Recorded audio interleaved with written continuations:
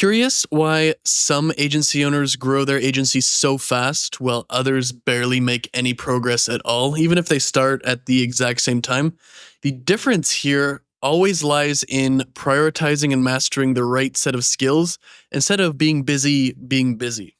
So many agency owners are trapped in this kind of cycle of busyness where they mistake being busy and working on every single mindless activity with actually being productive and making progress. And the result of that is they waste years and years of their life and years of their agency on stuff that's not really relevant. So in this video, I'm sharing the 3 most important skills that skyrocketed my own agency to over 900K per month, and then how you can rearrange your schedule so you can focus on what truly matters, which is these 3 skills. I've heard over and over again from my clients how much this completely revolutionized their time management and overall results inside my coaching programs. So with that being said, let's get to the first of the 3 skills. And this is YouTube. So YouTube and ads are the most important thing that you can do as an agency owner. Without leads, nothing happens. And a lot of people get stuck under 500K per year because they're constantly trying to balance lead generation with fulfillment. So basically what happens to them is they get clients and then they need to do operations. So they stop their lead gen and focus on fulfillment. And then they go and they churn all their clients and they go back and now they have to do lead gen. And then they don't have enough work for their employees and they have to fire them. And then it just never gets out of this cycle. And this is a one-way trip to disaster. So they get the clients, they focus on the lead gen, but they never get high enough to a revenue where they can hire a team and an operator and maybe even a C-suite eventually. So that frees up time for them to focus on lead generation full time. So we need to have content and ads to get past the level where we can hire a real operator and eventually that executive team. And then our job as the founder and the CEO is only how can I promote the business and get more clients. So what does this look like in action? My most viral video on this channel got me over 200 clients. And I was the same person before I posted that video in terms of skills, in terms of knowledge, in terms of experience. But now, since I have that video, everyone all of a sudden wants to talk to me. I'm still selling the exact same thing. I'm still working with the same set of ideas and philosophies. The only thing different is that I happened to post a YouTube video that did well. And that shows you the power of YouTube. It is very similar with paid ads. And without ads that are working, there is a real lack of consistency in lead gen in general. Because content goes up and down, you're relying on videos to break out to new audiences and new viewers in order to really grow your top of funnel. But with lead gen, you're basically with ads, you're basically buying constant attention. So no matter what, people are finding out about you. So your ad funnel is going to lead to much more consistency. You can have your ads off, for example, or you don't have any ads at all. And then you might think that you're doing something wrong, that no one likes you or that no one cares about you or anything like that. But much like my YouTube video, if you just turn these ads on, you are essentially buying attention and buying traffic, and your calendar is going to get booked and booked and booked and booked. So these 2 skills together are so important, and they also work together. The more ad spend you do, the more people will naturally find out about your YouTube. And the more YouTube you do, the more people will find your videos, watch them, and trust you, and the more profitable that your ads are going to be. So with that being said, what are the things that we need to learn about in terms of YouTube and in terms of content? So for YouTube, I have a process that I really think that you should follow. So try this for 12 months and see what happens. The first thing we want to do is find 5 to 10 channels in our niche or in a similar niche. So for me, that could be Alex Hormozi, Layla, that could be Jeremy Miner, that could be Dan Martell, not really in the agency niche, but business niche as a whole. The next we want to do is we want to sort all of their videos in the past 12 months, and we do 12-month cutoff so that it's kind of recent. They're like stuff that went viral 10 years ago is not really relevant to today. And we want to make videos that are, or we want to make a list or spreadsheet of videos that we'll call outlier videos. And what that means is anything that got 2 times the average views or 5 times the average views or anything, and we want to note down those titles and those thumbnails. The next thing we want to do is apply those titles and thumbnails to our niche or our service. So the title of this video was an outlier video in one of the other channels I follow, and I applied it to an agency. I'm very transparent about that. That's the exact system at play. Why would you just guess when you could go and actually see what's already worked and just build on that? The next thing you want to do is do what I'm doing now. Create a Miro board or a slides asset in the format of this video idea. So I'm doing slides right now. I've done Miro board in the past. Both are very good. I'd say you could probably come up with slides faster if you're looking for ease when you're first starting. And then you want to do what I'm doing right now. We want to record a video talking through the asset. I like to do it with bullet points and then just fill in the blanks with my, let's go, extensive experience. Once you're done recording, you want to put it through a software called Auphonic, and that will basically optimize the sound and make the sound quality really good, even if your microphone setup is terrible. It would be better if you had a great microphone setup, but it's an option for you as well. And then you want to post 3 times per week. And that is going to be great consistency and get you a lot of top of funnel traffic and a lot of nurturing through content without having to dedicate your entire life to it as if you were a YouTuber. For ads, I have a different process here. So the first thing we want to do is get set up, and that means setting up a landing page with an offer and a form. Then once they fill out the form, they should be redirected to a thank you page with a VSL, a call scheduler link like Calendly, and then proof that it works in the form of wins, case studies, testimonials, that kind of thing. Next, we want to make 2 3-minute VSLs for the body of the video ads. One should be a demo of your product, and one should be proof. So if you had an e-commerce email marketing agency, this is what we would do with your email flows. And then the second one would be, here's all of our proof that we're actually a great agency. Then we want to make 5 different hooks. So these will be 1 second, 2 second, 3 second, 5 seconds, whatever. Stuff that will grab people's attention in the feed. After that, we want to edit these hooks together with the VSLs we made. So we have 2 different VSLs and 5 hooks, so we can make 10 different unique ads if we basically try that in that format. The next step we want to do is run retargeting ads on every platform. So I'd recommend Facebook, Instagram, YouTube, and Twitter if you're on Twitter, but the other ones for sure. And then once we get those retargeting audiences down and we're booking calls and it's kind of shown that's going to resonate a little bit, then we want to start running cold traffic ads on Facebook and YouTube. So that is what we want to do. And once we are in kind of a rhythm with YouTube and paid ads, basically we are getting those 3 videos per week and we are starting to scale our ads. The next thing we have to do is spend time creating different systems. So systems are the one main thing that will determine success and failure with an agency. And it's not really success or failure, but more of to what degree will you succeed? Some people will consider $1 million a month a success. Some people will consider $20K per month a success, whatever it is. And you're going to have many different types of systems. Like for example, you'll have a paid ad system with making creative and testing. You'll have a content system with coming up with ideas and recording and posting and writing stuff. You're going to have outreach system with how do you get a list for cold email and how do you respond as fast as possible. You'll have a partnership system with how do I talk to potential white label and referral partners? How do I get on podcasts? That kind of stuff. You're going to have a lead nurturing process with email flows and SMS and that kind of stuff. You'll have a client work process and fulfillment system. You'll have a system to hire and train employees. You'll have a system to track all of your finances. You'll have a system to do a bunch of planning, and you'll have a system to track your metrics and some more as well.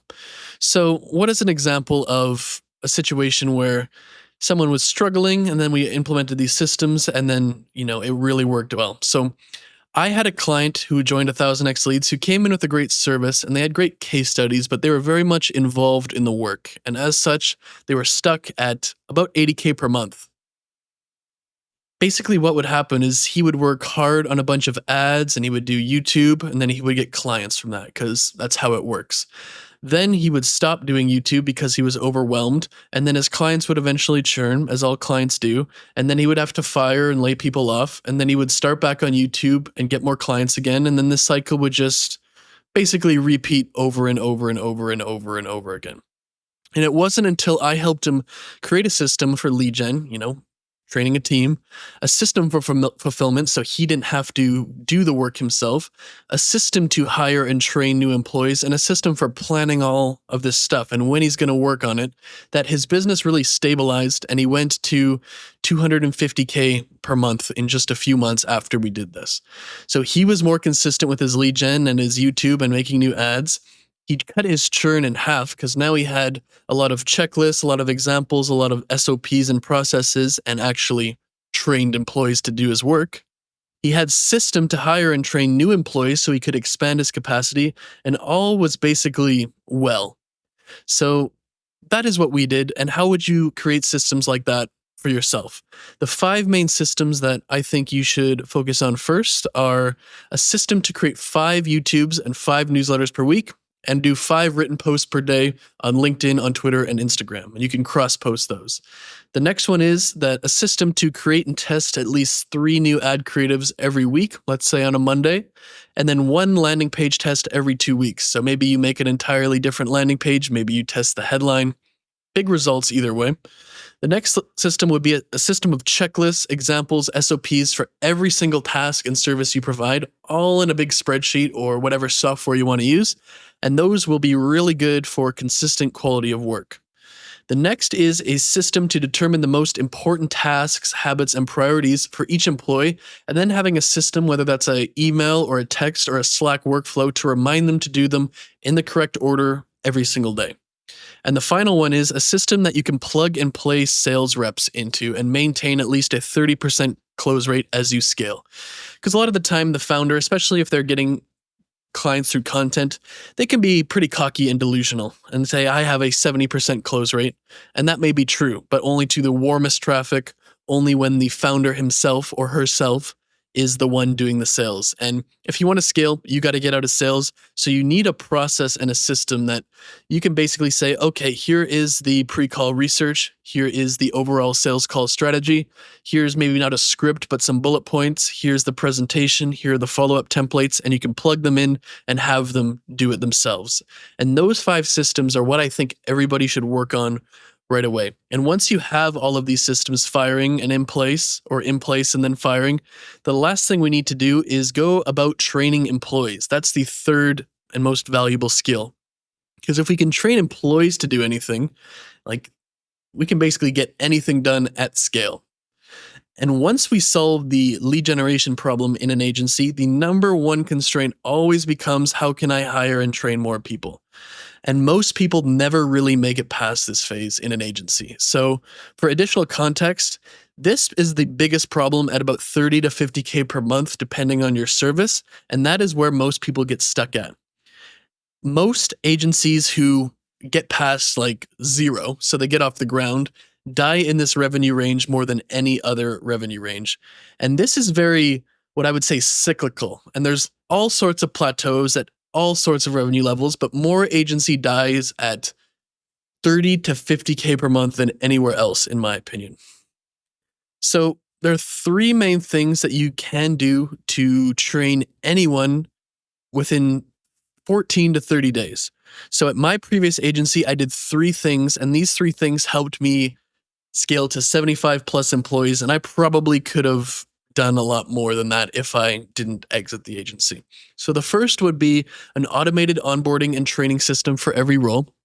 So in Kajabi is what I used. I had a course with every task laid out.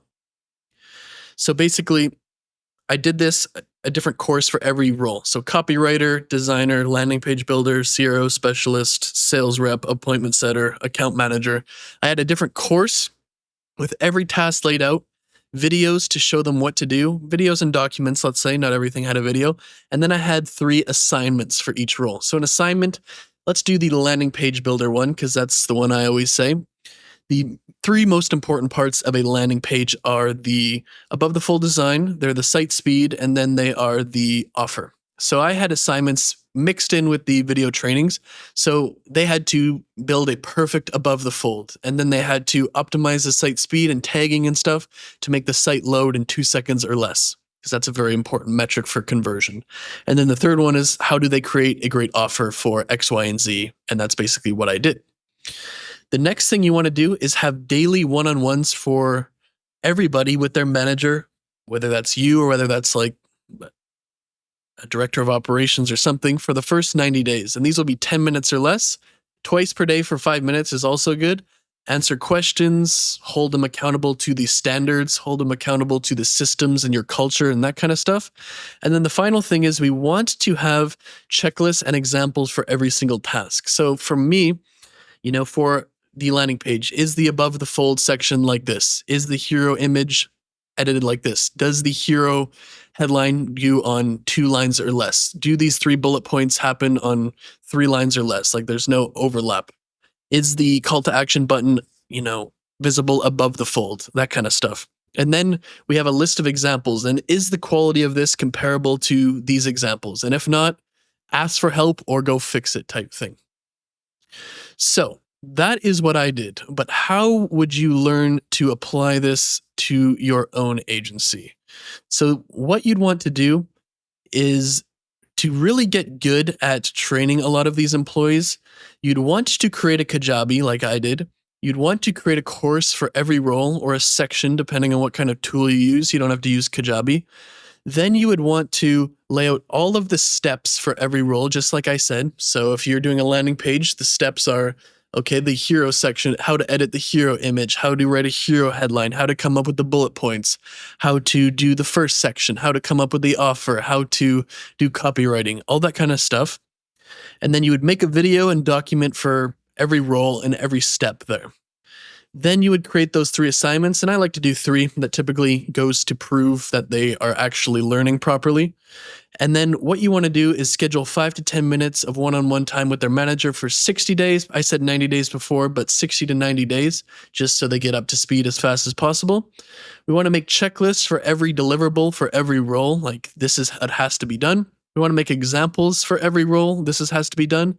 And then we really want to basically spend all of our time on those 3 things. And that leads me to my final point in this video, and maybe it's the most important point of all, but how do we have time to do all of this stuff when we have so much more going on in the agency in terms of client work, in terms of meetings, in terms of all of that kind of stuff? And it's a fair question. So what we want to do to wrap up this video is basically, how do I get rid of everything else so I can be focusing on this? So you might be wondering, like, how is this possible? And there are a few things required to make it work. The first is time blocking. The second is identifying the most important tasks. The third is creating training and systems about those tasks. And then the fourth thing is delegating. So what does that look like in the context of a real agency? So at my $900K per month, I lived and died by time blocking and time management. So what I did was I blocked time from 7 a.m. to 12 p.m., which is noon, every single day. No one, whether it's a client or employee or anyone else, could actually even contact me. Hour 1, I did YouTube. Hour 2, I did content, which is newsletter and Twitter posts and LinkedIn and Instagram. Hour 3, I worked out because I always wanted to keep up with that. Hours 4 to 8 were spent on my most important thing, and I only had one of those at a time, and when that was completed, something else became the most important thing, whether that's making training or making systems or doing ads or whatever the most important thing was at the time. Singular focus, 5 hours per day. Hour 9 was client stuff that really had to do and you just can't get around, and then hour 10 was making new paid ads. So Brian Tracy has something called the Rule of 3, and it goes something like this. In my work with business owners, executives, and the staff of companies both large and small, I have discovered a rule of 3 that is almost completely applicable to work activities. The Rule of 3 declares that if you make a list of everything you do in a week or a month, which might be 20 or 30 activities for the average person, you will find only 3 of those activities account fully for 90% of the value of all of the work that you do. So what I did was I identified these things that I'm talking in this video as the most important things. And then I asked myself, like, who can I get to do X, Y, and Z? Who can I get to do appointment setting or sales calls or talk to the clients or do the work? And what do they need to do it in terms of how do I need to equip them? Then what I did was I contacted the person and get them what they needed, whether that's training, whether that's access, whether that's permission, whether that's giving them the responsibilities, whether that's a pay increase, and they were able to do it. So, what do you need to do to ensure that you only have all these skills or all the time to do these skills? We follow this step by step process. Write down everything you did that week and put it all in a spreadsheet. Next, we want to, for everything that's not one of the 3 skills in this video, identify someone who could do it. Do a role as well as a name. And it's important to do both. We want to make trainings and SOPs for each of these tasks. We want to set a reminder for the person and add it to their workload and like kind of officially type thing. Then we want to spend the rest of that new time. Maybe we were working 8 hours per day before, and now we just got rid of 6 hours per work. Now we have 6 hours more, 4 times the total time to work on these 3 skills. And then we want to repeat this process every single Sunday night. And to wrap up this video, what is going to happen when you only do these 3 skills over and over again? You are basically going to be extremely, extremely rich. You'll experience growth like never before, and it will actually scare you quite a bit. So if you like this video, comment, subscribe, and tell me what you think, and I will see you in the next one.